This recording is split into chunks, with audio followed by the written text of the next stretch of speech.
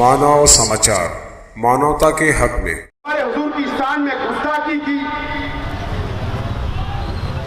ये सिर्फ जाकर शहीदों की यादगार के पास एहतजाज दर्ज करने का काम किए।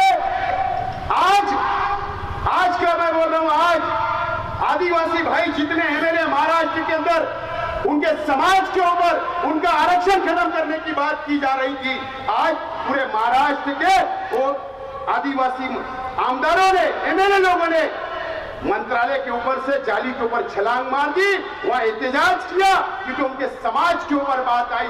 क्या हमारे शहर के एमएलए मुंबई जा करके उन्होंने कभी एहतजाज किया? क्या मुख्यमंत्री के सामने बैठे? क्या वहां पर आजाद मैदान में धरना दिए? क्या इसका जवाब कौन पूछेगा? नीतीश राणे जो बीजेपी का एमएलए, उसने क्या किया? मालेगांव शहर के अंदर आता है, मालेगांव शहर के अंदर आता है, किले के ऊपर चला जाता है, किले के ऊपर उसकी इतनी हिम्मत और ताकत हो गई और किले की तरफ बस्ती के ऊपर नजर डालकर उंगली बताकर ये बोलता है कि ये बस्ती कमिश्नर बाजू में है और उसके ऊपर कमिश्नर उसका सत्कार करता, इस्तेकबाल करता और उसको बोलता तेरे पास बुलडोजर नहीं होगा तो मैं बुलडोजर लाकर तोड़ डालता हूं ये बस्ती को। किसके राज में हुआ? इन 5 सालों के अंदर हुआ ये। क्या कभी आपने सोचा? क्या कभी आपने समझा? क्या आप हिसाब नहीं लोगे? क्या हुआ हमारे शहर के अंदर? गढ़ की यात्रा का मैं बार बार बोल रहा हूं, मैं पहले ही बोलता हूं कि मैं किसी के धर्म के खिलाफ नहीं हूं, किसी के धर्म के खिलाफ मैं नहीं हूं, लेकिन गढ़ की यात्रा के ऊपर ये 5 सालों के अंदर क्या हुआ मुझे बताइए।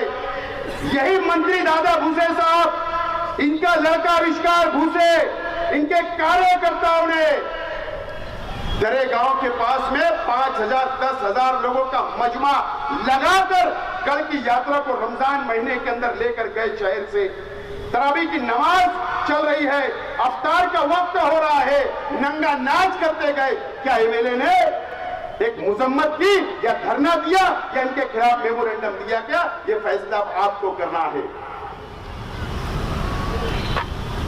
ये कभी ऐसा नहीं हुआ, 2 सालों से ऐसा हुआ। कब आप सवाल करोगे? ये शहर के अंदर हुआ, ये शहर के अंदर हुआ दोस्तों। आज और साधु नरसिंह नंद ने आज हमारे हुजूर की शान में गुस्ताखी किया। वो नालायक ने, वो ढोंगी ने, मैं मुजम्मत करता हूं।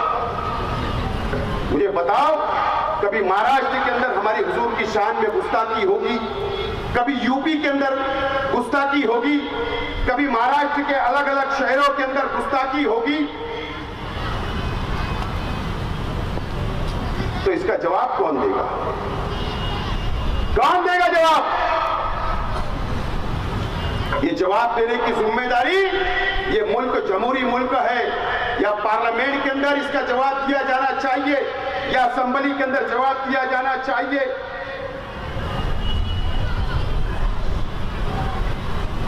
हालात दिन ब दिन खराब होते जा रहे हैं मुल्क महाराष्ट्र के।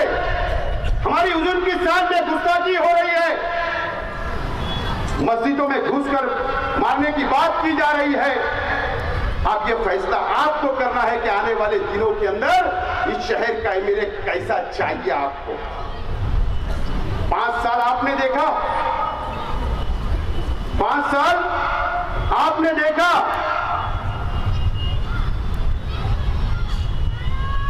कि नाकाम शख्स साबित हुए मुफ्ती इस्माइल साहब। एक आवाज नहीं उठाई। लेकिन अब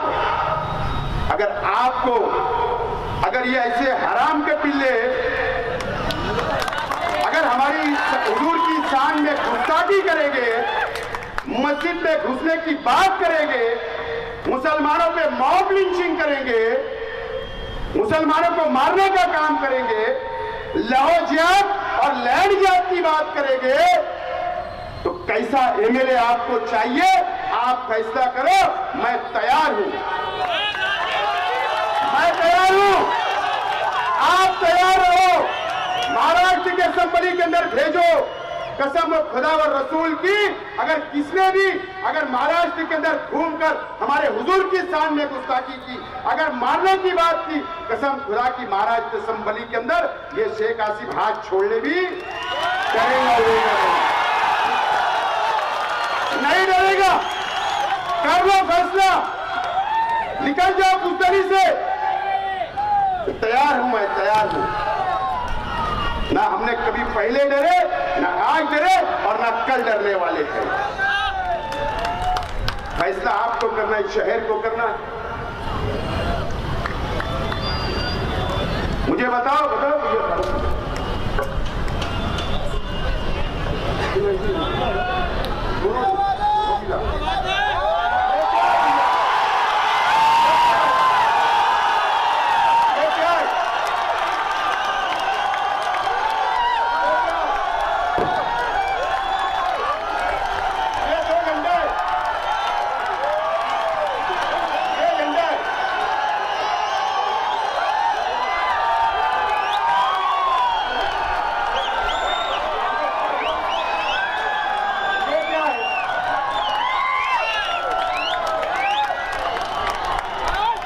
क्या है?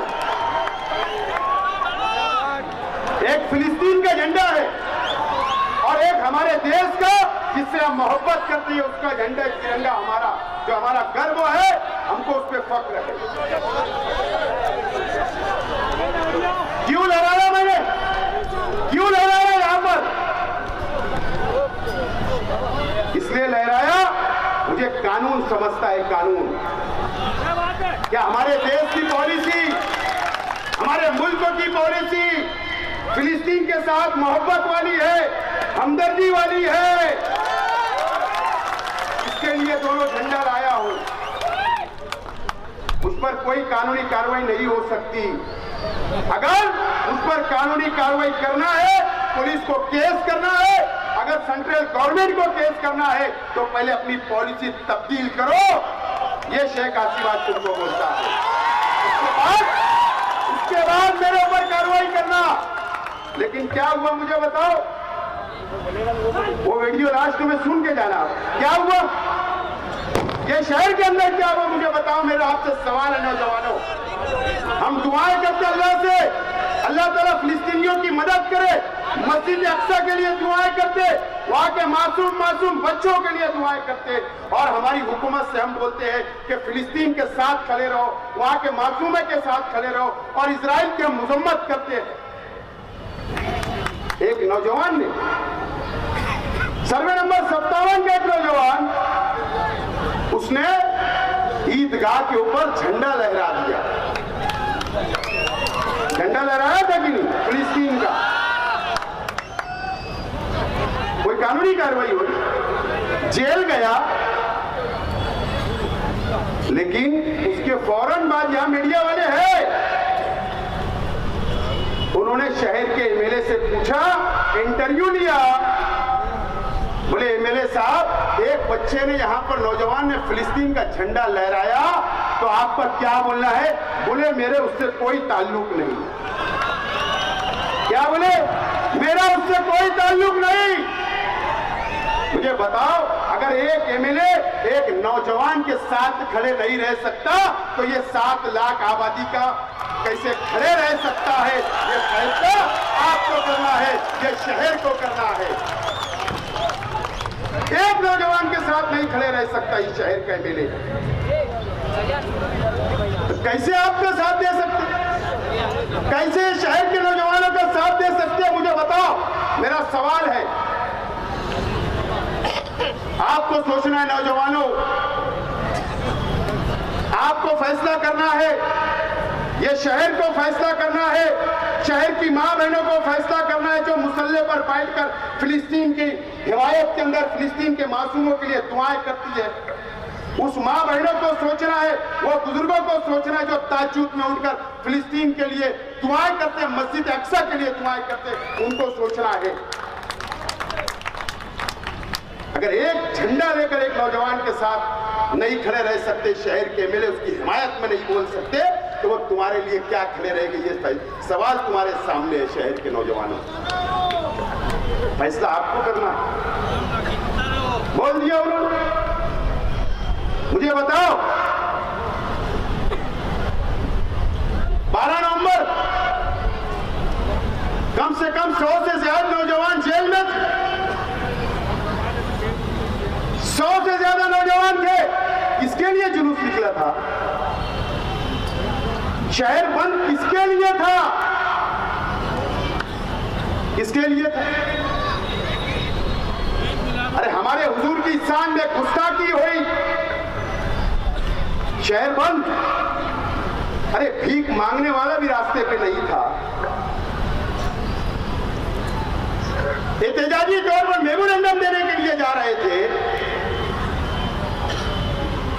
जो भी हालात बने, जो भी फतरा हुआ, जो भी वहां पर पुलिस और पब्लिक में झगड़ा हुआ, उसकी इंक्वायरी चल रही, उसमें कुछ बोलना नहीं है। लेकिन मुझसे भी मीडिया वालों ने सवाल किया, मैंने क्या जवाब दिया कि बाहर के लोगों ने आके पथराव किया पुलिस पर, सारा हॉस्पिटल पर। यह शेख आसिफ ने बयान दिया था कि बाहर के लोग आए थे, मालेगांव के नहीं थे। मैं तो साबिक के में हमारे शहर के एमएलए ने क्या बोला?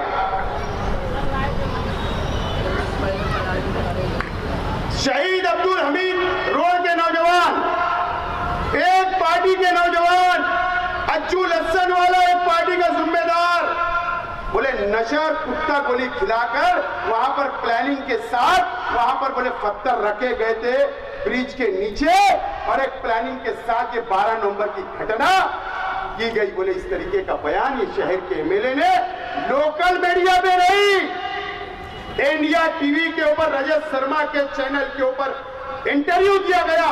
पूरे हिंदुस्तान के अंदर हमारे शहर के नौजवानों को बदनाम करने का काम किया गया, और वो जेलों के अंदर गए, एक एक साल जमानत नहीं हुई।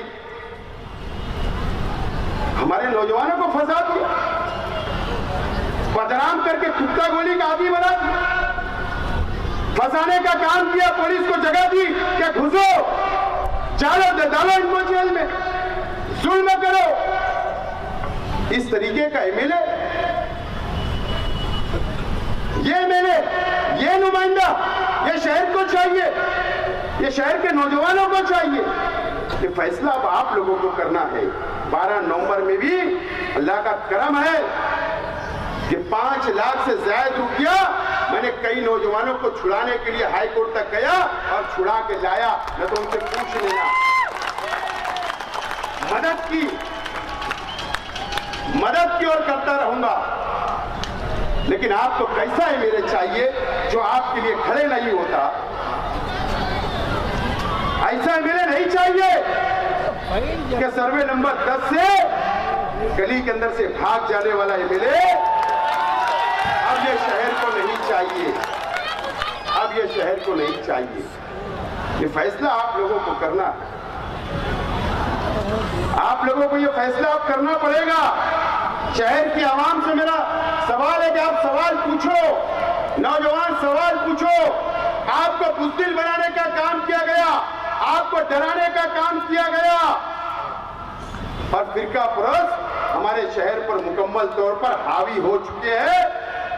ये आप अपनी आंखों से देख रहे हैं, आप अपनी आंखों से देख रहे हैं। मुझे बताओ, कौम के नाम पर, मिल्लत के नाम पर मुसलमानों की दुआएं देकर 19 के अंदर आपसे वोट ली गई। क्या किया आज के एमएलए साहब ने?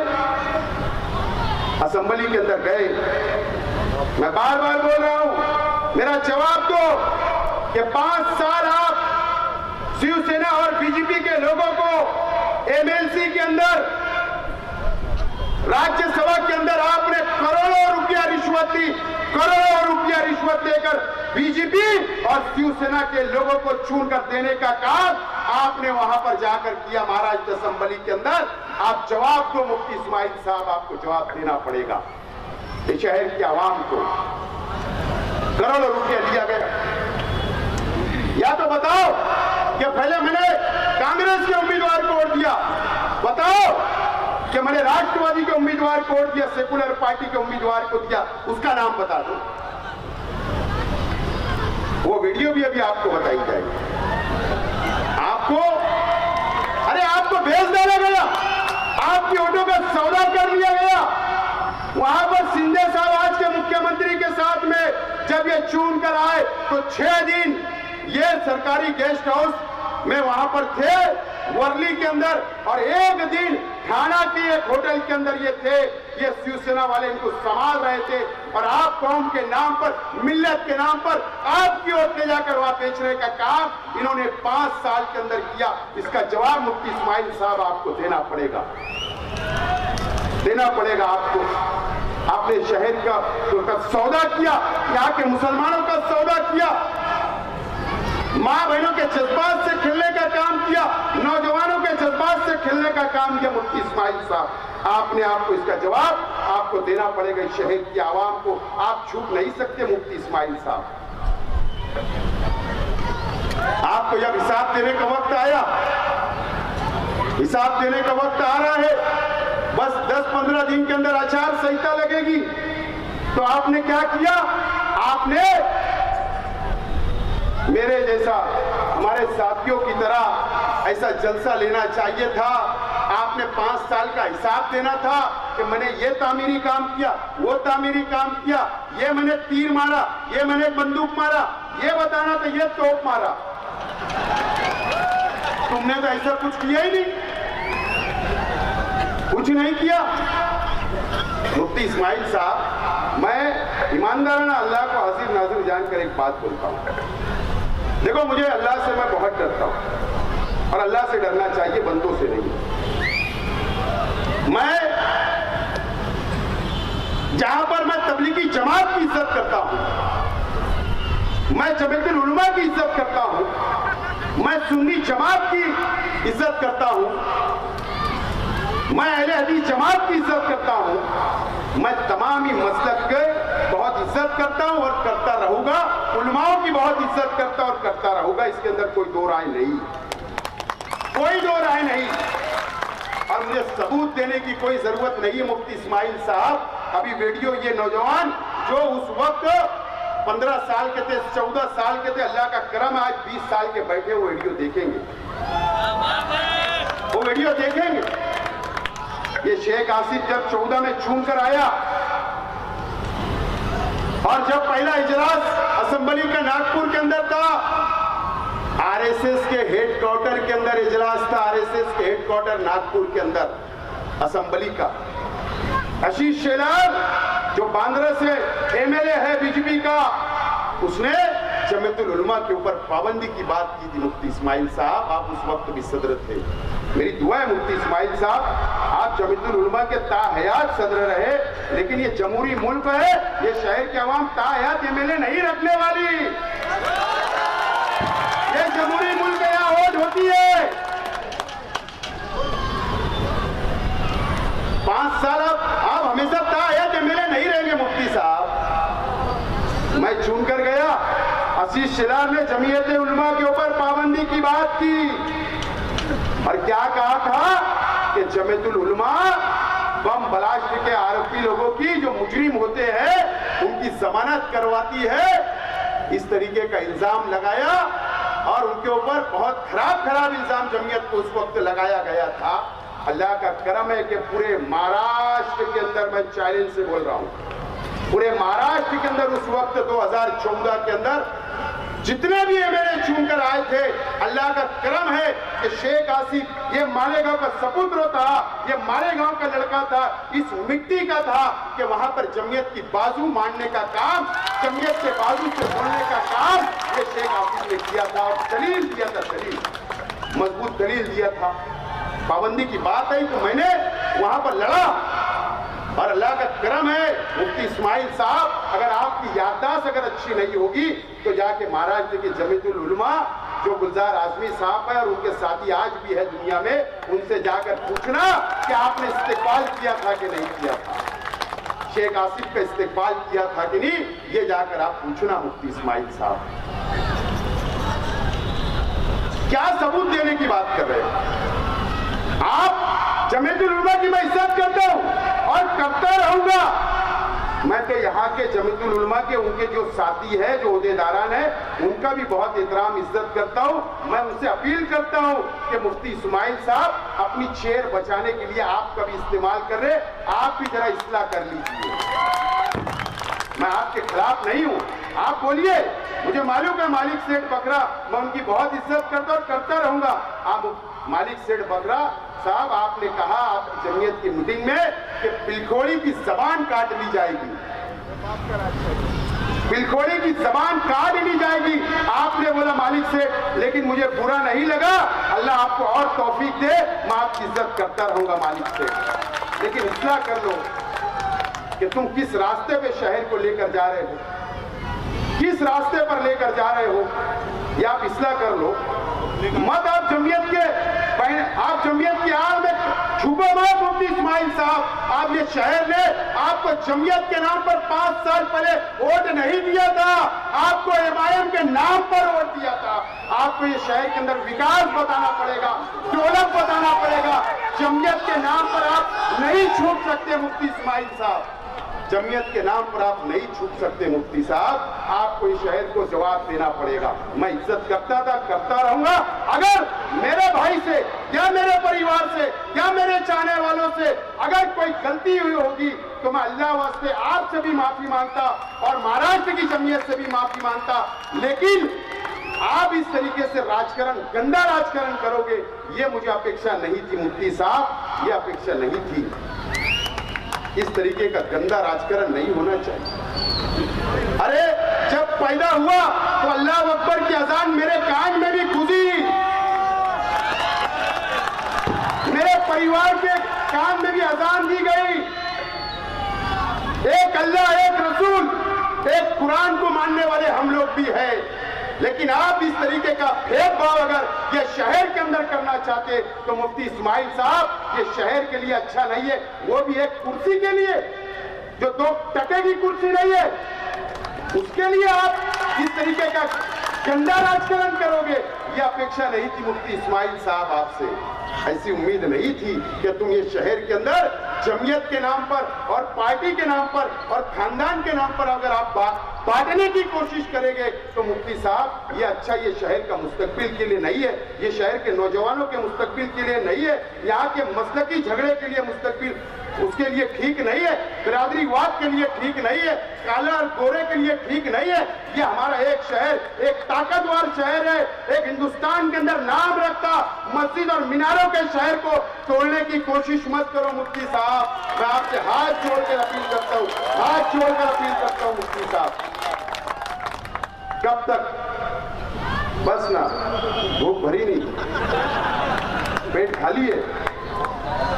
10 साल ये शहर ने दिया मुफ्ती साहब, पहले टाइम तो 1 रुपया भी दिया, वोट भी दिया, 3 मेयर भी आपको दिए, 3 डिप्टी मेयर भी दिए, स्टैंडिंग चेयरमैन भी शहर ने दिया, आपके लिए दुआएं हुई, 2 मर्तबा एमएलए बन गए। अब कितना, कब काम करोगे, कब काम करोगे? आपको काम करना पड़ेगा मुफ्ती साहब। अच्छी बात नहीं है ये शहर के लिए। आज बाहालत मजबूरी में बोल रहा हूं, पर मैं आज शहर के तमाम उलमाओं से, तमाम बुजुर्गों से, तमाम मेरी माँ बहनों से, तमाम नौजवान साथियों से, एक एक मासूम बच्चे से, एक एक उलमाओं से, मदरसे के बच्चों से, सभी मसलक की तंजीमों से, सभी तंजीमों के उलमाओं से मैं अपील करना चाहता हूं कि आप फैसला कर लो ये शहर का मुस्तकबिल क्या होने जा रहा है। आपको फैसला करना पड़ेगा। अगर ये शहर ने फैसला नहीं किया, सर जोड़कर नहीं बैठे, तो ये शहर को अपनी जाति मुफाद के लिए कुछ लोग बर्बाद करना चाहते हैं, बर्बाद करना चाहते हैं। अगर मैं यहाँ आज हिम्मत और ताकत से बोल रहा तो मुझे मालूम है एक दिन मौत मुझे भी आनी है, एक दिन मुझे भी मौत आनी है। मैं किसी से डरता नहीं अल्लाह के सिवा। बहुत डराने की कोशिश हुई, बहुत दमबाजी की गई।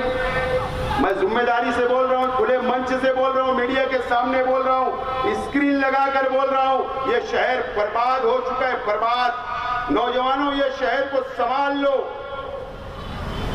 इस शहर को बचा लो।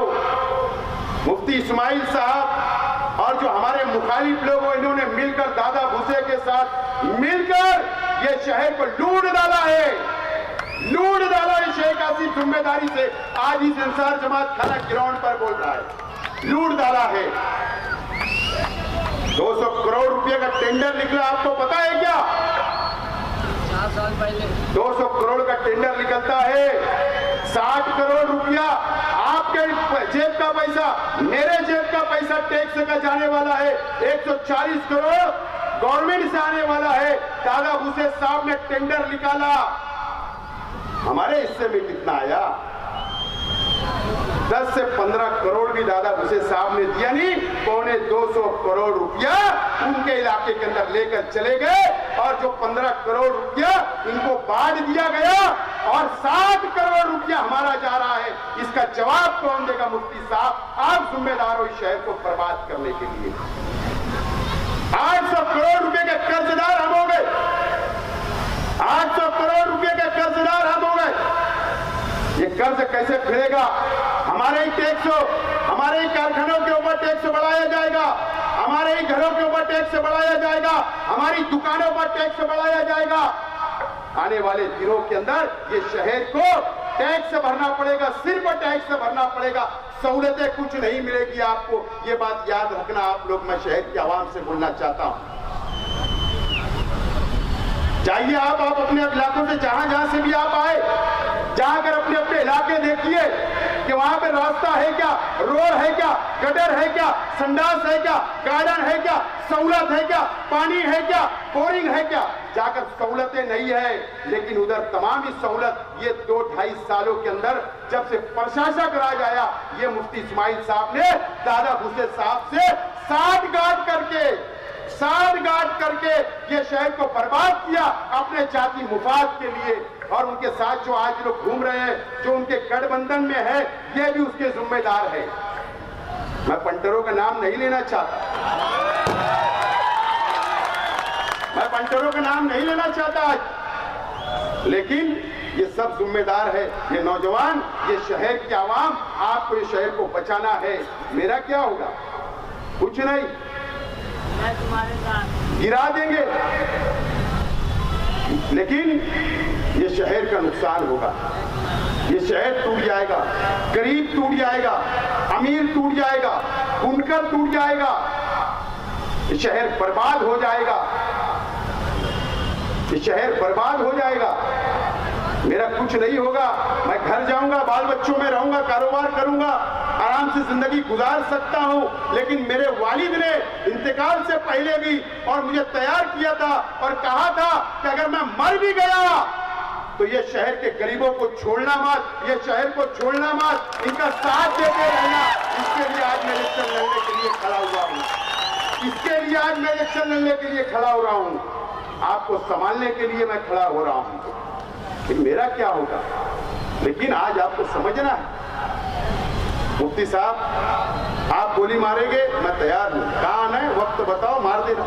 अगर मेरे गोली, मैं मरने से, मुझे गोली लगने से अगर आपको एमएलए की चेयर मिलती है तो मुबारक हो, आप बता देना कहां पर आना, इंशाल्लाह ये शेख आसिफ आकर खड़ा रहेगा आपके सामने। बता दो वक्त का एड्रेस पता, आप बताना, मैं आने के लिए तैयार हूं। काहे के लिए इलेक्शन करवा रहे हो? मार दो एक गोली, आप तो सरकार ने लाइसेंस दिया आपको, मत कराओ इलेक्शन, लेकिन आप गलत करो, अभी मार देंगे, नॉमिनेशन के बाद मारो तो जीत के आएंगे। नॉमिनेशन होने दो, विड्रॉल होने दो, उसके बाद मारेंगे तो उम्मीदवार कम होगा ना। अगर मुझे आज मार देंगे, फिर एक आध खड़ा होगे तो किसको किसको गोली मारोगे तुम? किसको? मुस्तकीम को मारोगे? शान को मारोगे? किसको मारोगे? मेरे भाई को मारेंगे, जाजपेट को? किसको मारोगे? पहले नॉमिनेशन हो जाने दो, उसके बाद मार देना। मार देना क्या होगा? इलेक्शन ही नहीं होगा, तुम तो चुन के आ जाओगे। वन साइड काय को 1.5 लाख की बात कर रहे हो? वन साइड मार देना। लेकिन ये शहर को बचाने की जिम्मेदारी दोस्तों आप लोगों की। मैं दिलाऊंगा आजादी आपको, ये फिरका परस्तों से आजादी दिलाने का काम शेख आसिफ करेगा। ये नितेश राणे से आजादी दिलाने का काम शेख आसिफ करेगा। जो हुजूर की शान में गुस्ताखी करेगा, मैं उनसे आपको आजादी दिलाने का काम करूंगा असेंबली के अंदर जाकर। इस शहर को आजादी चाहिए। ये शहर गुलामी की जिंदगी जी रहा है 2-2.5 सालों से, और ये भी दादा भूसे के साथ मिलकर गुलाम बनाने का काम ये शहर के एमएलए साहब ने किया। समझो, मुझे बताओ क्या कमी है? सोलार अगर मैंने मंजूर किया, 110 मसाजिद का मदरसे का सोलार सिस्टम अगर 5 करोड़ रुपया लाकर मैंने अगर मंजूर करवाया, तो तुमको वो भी तकलीफ हो गई? बताओ, मैंने तमाम ही मस्जिद की गांव का वाल कंपाउंड बनाया, जब भी आपको तकलीफ हुई? बताओ, अगर मैंने उर्दू घर बनाया तो भी तकलीफ हुई? फ्लाईओवर ब्रिज बनाया तो भी तकलीफ हुई? हज कमेटी बनी उस वक्त भी तकलीफ हुई? जितने तामीरी काम मैं करता कि आपको तकलीफ हुई, ये जिम्मेदारी आपकी थी। ये तो मुफ्ती साहब आप बता दो कि मैंने फला मदरसे का 100 बाय 100 का वाल कंपाउंड मंजूर किया, एक बता दो। चलो, तुम आलिम हो ना, मुफ्ती हो ना, तुम्हारी जिम्मेदारी नहीं थी? नहीं थी क्या? एक मदरसे का वाल कंपाउंड नहीं बनाया आपने? संडास बाथरूम तक एमएलए फंड से नहीं बनाया, वहां पर मदरसे के बच्चों को सहूलत नहीं दी, और आप बात करते हो? एक बताइए आप मुझे, आपने कहां काम किया हमको पता है, और कहां नहीं किया, और कहां पर डुप्लीकेट बिल निकला? थोड़ा रुकिए, इलेक्शन अभी बाकी है, अभी बहुत मटेरियल तुम्हारा आने वाला है बाहर, बहुत मटेरियल आएगा मुफ्ती इस्माइल साहब, बहुत मटेरियल आने वाला है। जिम्मेदारी थी कि नहीं मदरसे का वाल कंपाउंड करना, संडास बाथरूम बनाना, उलमाओं को सहूलत देना, उलमा के लिए कुछ स्कीम लाना, मदरसे के बच्चों के लिए किताबें देना, कम से कम अरबी तुम लाइब्रेरी बना सकते थे उनके लिए। मैंने किताबें दी थी, आप मदरसे के बच्चों को लाइब्रेरी बनाते, शेख आसिफ तुम्हारा इस्तेकबाल तो करता। उलमाओं से मैं बोलता हूँ, सोचिए आप कि आपके मदरसे के बच्चों को उन्होंने उर्दू अरबी लाइब्रेरी बनाकर दी क्या? किताबें दी क्या? दीनी किताबें दी क्या? कि बड़ी लाइब्रेरी उन्होंने शहर में बनाई क्या? कि उलमाओं की वहां बुक्स रखी है, किताबें रखी है, कि हमारे बच्चे इस्लाम की कुर्बानियां याद करेंगे, पढ़ेंगे? एक लाइब्रेरी बताओ। लेकिन आपने वो भी नहीं किया, सिर्फ झूठ झूठ झूठ की सियासत आपने 5 साल की, और अभी तक आप करते आ रहे हो। ठीक है, मेरे वालिद गरीब थे, हमारा खानदान गरीब था, फटी कमीज पर आए, मेहनत की, मजदूरी की, आगे बढ़े। जिस हाल में भी ये किताब खुली है, मुफ्ती साहब मैं आपको ये नहीं बोलना चाहता हूं कि आप कौन सी हीरो हांडा पे घूमते थे। मैं ये नहीं आपसे सवाल करूंगा कि आप मौसमपुर में कौन से फिगर के पास बनाते थे। मैं क्या किले वाले अच्छी तरह का जानते? शुरू करूंगा तो मैं अहमदनगर तक चला जाऊंगा, खरड़ी तक चला जाऊंगा, जा सकता कहां कहां पर फिर सब माल धसा है बता सकता। अब तुम्हारे तो असर रसूख है, मेरे ऊपर ईडी की कार्रवाई करा लो, मेरे ऊपर सीबीआई की करा लो, मेरे ऊपर एनआईए की करा लो, तैयार हूं। जेल जाने कौन डरा मुफ्ती साहब? आपने हमेशा इस शहर के सियासी लोगों के बच्चों की कुर्बानियां ली, आपके बच्चों की कुर्बानियां कभी नहीं दी मुफ्ती साहब। आपने बताओ, तुम्हारे बच्चों के ऊपर एक सादा एनसी हुआ क्या? सादा एक एनसी चैप्टर बनी क्या? जाकर मांडीवाल के बराबर तुम धरने पे बैठते, शेख आसिफ को अटक करो, इसको अटक करो, उसको अटक करो, इसके बच्चों को करो, इसको बच्चे पे करो, ये बराबर करते, लेकिन अपने बच्चों के ऊपर एक सादी एनसी भी नहीं बनने देते।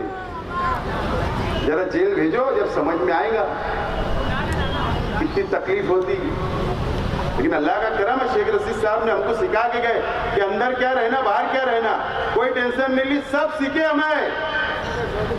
तुम डराओ मत कि बोले खुशखबरी मिलने वाली है कीड़े की मीटिंग में, 2 लोग इनके घर के जाएंगे। अरे 8 दिन हो गए, मैं समझा 2 दिन में पुलिस आएंगी, 3 दिन में आएंगी, 4 दिन में आएंगी, 5 दिन, 6 दिन, 7 दिन, अरे आज 8वां दिन हो गया, पुलिस ही नहीं आई। कब भेज रहे? मैं भी इंतजार कर रहा हूं किसको तुम जेल में डालना चाहते हो। दोस्तों, मैं जब से प्रचार शुरू किया 2 महीने से प्रचार शुरू किया, मैं एक बात बोल रहा हूं, मास्टर स्ट्रोक बोल रहा हूं कि नहीं? मास्टर स्ट्रोक की बात बोल रहा हूं। मेरे साथी लोग से भी मैं माफी चाहता हूं, मैं इनको भी नहीं बता रहा हूं, ये भी परेशान है बहुत, लेकिन उनको इतना भरोसा है, आपको इतना भरोसा है कि जो भी मास्टर स्ट्रोक शेख आसिफ खेलेगा वो कामयाब होगा, इतना भरोसा इन लोगों को। लेकिन अब ज्यादा इंतजार नहीं कराऊंगा, ज्यादा इंतजार नहीं कराऊंगा। आज कितनी तारीख है? 4 और 10 से 11 दिन इंतजार करो, सिर्फ 10 से 11 दिन। आपको डंडा भी दूंगा, झंडा भी दूंगा और मास्टर स्ट्रोक भी दूंगा। फिर मास्टर स्ट्रोक बताऊंगा और इसी तरीके से मंच भी होगा उसी दिन, मीडिया भी होगी, मराठी मीडिया को भी बुलाऊंगा, शहर को आपको भी दावत दूंगा। सबके सामने मास्टर स्ट्रोक जब मारूंगा तो इंशाअल्लाह ये शहर और मेरे मुखालिफ भी चबा लेंगे। कोई फिकर उकर मत करो, पवेलियन के बाहर इंशाअल्लाह जाएगा, फिकर करो मत। लेकिन ये शेख आसिफ आपसे वादा कर रहा है इस आज कि आपको धोखा नहीं दूंगा, आपकी नुमाइंदगी करूंगा, बीजेपी के साथ नहीं बैठूंगा, फिरका परस्त पार्टियों के साथ नहीं बैठूंगा, आपका सौदा नहीं करूंगा, कौम के लिए लड़ूंगा, कुर्बानी देना मेरे को पसंद रहेगा, जेल जाना पसंद रहेगा, लेकिन आपका सौदा नहीं करूंगा। ये बात का वादा आज आपको दिला रहा हूं, मेरा साथ दीजिए। मैं तमाम लोगों को बोलता हूं, आइए, अगर मुझसे जाने अनजाने में कोई भी गलती होगी, मेरे परिवार से हुआ होगा कोई गलती, तो मैं माफी मांगता हूं। आइए मुझे समझिए, आइए मेरे करीब आइए, आइए बुनकर भाई आप भी करीब आइए, आइए मजदूर भाई आप भी करीब आइए, आइए मेरी माँ बहनें भी करीब आइए, मेरे बुजुर्ग भी आइए। एक मौका आप दे दो 5 साल के लिए, ये शहर का काया पलटने का काम आपकी दुआओं से, मेरी माँ बहनों की दुआओं से, मेरे नौजवान साथियों की दुआओं से इंशाअल्लाह मैं इसको पूरा निभाने की कोशिश करूंगा और कोई भेदभाव नहीं करते हुए सबको साथ लेकर चलूंगा। ये वादा आज मैं अल्लाह को हाजिर नाजिर जानकर आपसे करता हूं। दोस्तों, एक मौका मुझे दे दो शहर की आवाम। मुफ्ती साहब ने कहा या किसी ने कहा कि यतीम वाली बात भी उन्होंने इंटरव्यू में कही। हाँ, मैं यतीम हूं, हाँ मेरे वालिद नहीं है, इंतकाल कर गए, हाँ मेरी वालदा नहीं है, इंतकाल कर गई, हाँ मेरे 3 चाचा इंतकाल कर गए, हाँ मैं यतीम हूं। लेकिन यतीमों के सर पर हार फेरने के लिए ये 7 लाख की आबादी है, ये मंच पर बैठा है, यतीम के ऊपर हाथ रखेंगे ये, और इनकी दुआओं से इंशाअल्लाह असेंबली में पहुंचूंगा और ये शहर की भी और ये महाराष्ट्र की भी नुमाइंदगी करूंगा। मैं आज आपको कसम खाकर बोलता हूं दोस्तों, मुझे यतीम बोला गया चलेगा, जो बोलना है बोलिए, सब माफ, मैं सब माफ कर दूंगा। बोलिए मुझे जो बोलना है, मेरे परिवार को बोलिए, तनकीद करिए, जो आपको करना है मैं तैयार हूं। मैं आपका जवाब नहीं दूंगा, मैं आपका एहतराम करता हूं और करता रहूंगा। उलमाओं का एहतराम करता, शहर के तमामी मसलक का एहतराम करता, तमामी उलमाओं का एहतराम करता, तमामी बिरादरी का, तमामी मसलक का, तमामी नौजवानों का, तमामी बुजुर्गों का, तमामी माँ बहनों का मैं एहतराम करता और करता रहूंगा। ये शहर मेरे लिए अजीज है, कुर्सी मेरे लिए अजीज नहीं है, ये शहर की आवाम मेरे लिए अजीज है। मैं ये वादा करता हूँ आज आप लोगों को, आपको जरूरत नहीं है, लेकिन यहाँ यहां से उठने के बाद आप जाइए, आज रात जायजा लीजिए अपना, सोचिए 5 साल पहले हमने किसको वोट दिया, वो शख्स ने 5 साल में क्या किया। नौजवान भी सोचिए, आप भी सोचिए, शहर सोचिए कि हम कहां पर भटक गए, कहां भटकाया जा रहा है, किस रास्ते पर ले जाया जा रहा है। ये संजीदगी से ये शहर को आप सोचना पड़ेगा। आपको इस्तेमाल किया जा रहा है, ये शहर को इस्तेमाल किया जा रहा है, ये शहर के नौजवानों को इस्तेमाल किया जा रहा है, ये शहर को गलत रास्ता बताने की कोशिश की जा रही है। मैं बुजुर्गों से कहूंगा कि आपके नौजवान जो है वो उन लोगों को भी भटकाने के लिए गलत रास्ते पे ले जाने का काम ये शहर में हो रहा है, तोड़ने का काम, लड़ाने का काम हो रहा है, बदनाम करने का काम हो रहा है। आप अपने बच्चों को भी संभालिए, उनका भी मुस्तकबिल बनाने का सोचिए और आप भी इत्मीनान से सोचिए। शेख आसिफ गलत है, चौराहे के ऊपर आऊंगा, गलची पकड़ के, कॉलर पकड़ के पूछना कि तूने गलत बोला, मैं माफी मांग लूंगा, लेकिन मैं गलत नहीं बोलता हूं, सच बोलता हूं। दिख रहा है बोल रहा हूं, समझ रहा है बोल रहा हूं। शहर के हालात कहा जाए समझ रहा है मुझको, फिरका परस्ती बढ़ रही है, मजीद बढ़ेगी, बढ़ती जाएगी। ये तमाम ही चीजें कौन संभालेगा? ये तो हाथ उठा ले रहे, ये कौन सी बात? एक नौजवान के साथ नहीं खड़े रह रही है, शहर के लिए हाथ उठा लेंगे। बकरीद का टाइम आता, ये चले जाते, जाना चाहिए, अल्लाह उनका हज कबूल करे, मुझे उससे कोई बात नहीं है। कम से कम प्रशासन की मीटिंग लेकर जाना, बोलते एक दिन कुर्बानी बढ़ा लो, ये कौन सी बात? समक शेर वालों को बोले एक दिन बढ़ा लो। इस तरीके का मेरे ये शहर को मिला है। समझना चाहिए हम मुसलमान हैं, हमारे फराइज है, हमारी भी शरीयत है, हमारा भी दीन है, हम भी इस्लाम को मानने वाले हैं, हम दीन को मानने वाले हैं, एक अल्लाह एक रसूल को मानने वाले हैं। हुजूर की तालीमात हमारे अपने पास है, कुरान ने हमको सिखाया है, रास्ता बताया है। ये तमाम ही चीजें हम समझेंगे, उसमें कंप्रोमाइज। अगर मेरे जैसा आदमी या कोई सियासी आदमी बोले तो हम मान ले। एक आलिम और एक मुफ्ती इस तरीके की बातें करते हैं, एक दिन आगे बढ़ा लो। अरे उनको बोलते उधर नहीं, इधर आके कुर्बानी कर लो। मैं मेरे रजा बोलता मेरे घर की गली के अंदर आके कर लो कुर्बानी, क्या होता है? बोले एक दिन आगे बढ़ा दो। अरे कोई बात है, कोई आपा का खेल है, शरीयत है। तो ये तमाम ही चीजें इस शहर को समझना है। आज मुझे दिल खोलकर बोलना थी, सियासत होते रहेगी, चलता रहेगा, इलेक्शन आएगा, हार और जीत होगी, लेकिन कब तक मैं नहीं बोलूं, कब तक मैं आपको नहीं समझाऊं, कब मैं आपके लिए मैं रुकता रहूं, तो ये शहर का नुकसान होते जा रहा। आप देखना, हम लोगों को बर्दाश्त नहीं होता, नहीं बर्दाश्त होता। अब ये आपको समझना है, शहर को समझना है। अगर नहीं समझे नौजवानों, शहर बर्बाद हो जाएगा। बहरहाल मैं जितनी बातें बोलना था, हो सकता है जाने अनजाने में मुझसे तकरीर में गलती होगी तो अल्लाह वास्ते माफ करना, लेकिन मैं आप लोगों से बोलता हूँ, आने वाला मुस्तकबिल ये शहर का अपना है। ये शहर को एक मजबूत क़यादत की ज़रूरत है और मैं आपके लिए मजबूत क़यादत खड़ा हूँ आपके सामने। आप मुझे असम्बली में पहुँचाइए और उसके बाद देखिए आप